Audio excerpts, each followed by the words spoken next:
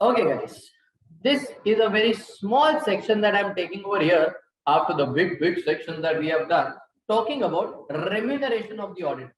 Now, auditor is a professional, a qualified independent professional. So naturally, when he will work, he is not going to work for free, right?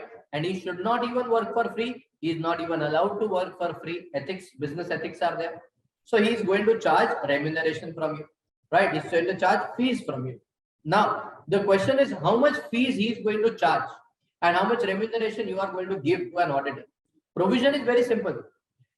Auditors are appointed by shareholders in the general meeting. So the remuneration will also be decided by shareholders in the general meeting.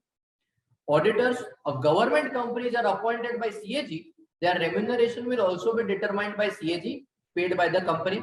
Correct? Sir, if you're talking about the first auditors, then the remuneration will be decided by the board of directors.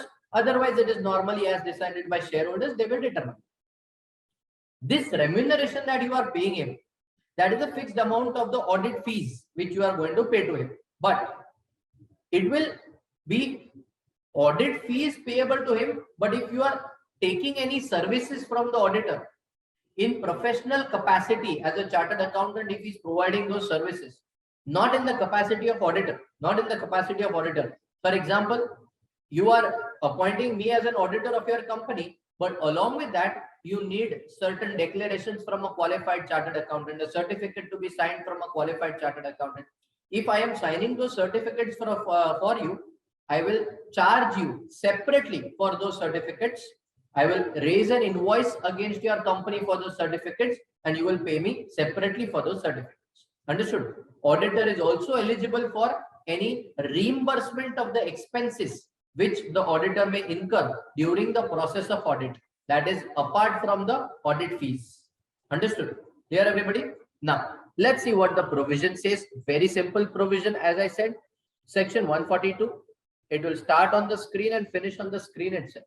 Yes, the remuneration of this auditor, it shall be fixed in the general meeting, as we know, in such manner as may be determined, whatever, provided that board of directors will fix the remuneration of the first auditors of the company.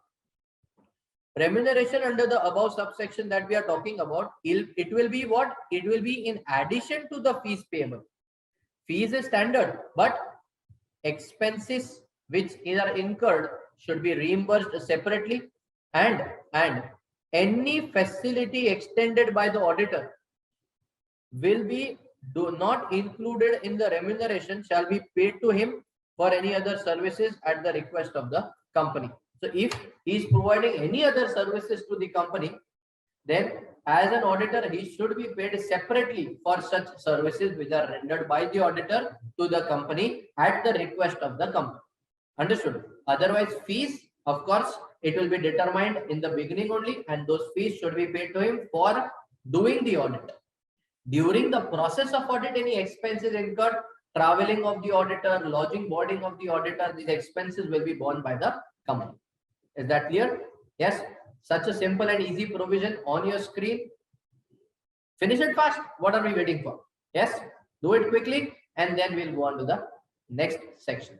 Do it fast. I'm not going anywhere. This is a small provision. Why do I need to move? Right? Do it quickly. And then we go on to the next one. We have to talk about certain very, very interesting and important provisions of this chapter. Yes. And we are going to talk about all of them after you do this.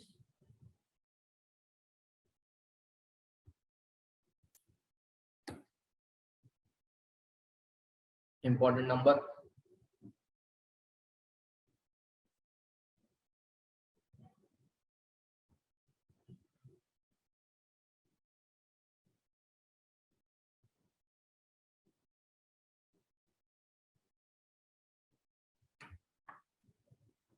Are we done? Pretty easy, right?